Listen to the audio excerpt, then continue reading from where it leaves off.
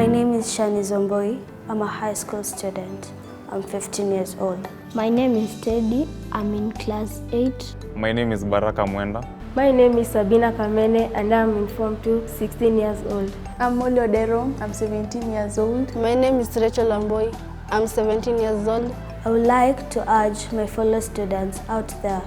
There's a life beyond these four walls, so guard your future. I believe education is your power to change the world. Don't burn it down. There are two groups in life. Avoid being in the bad one.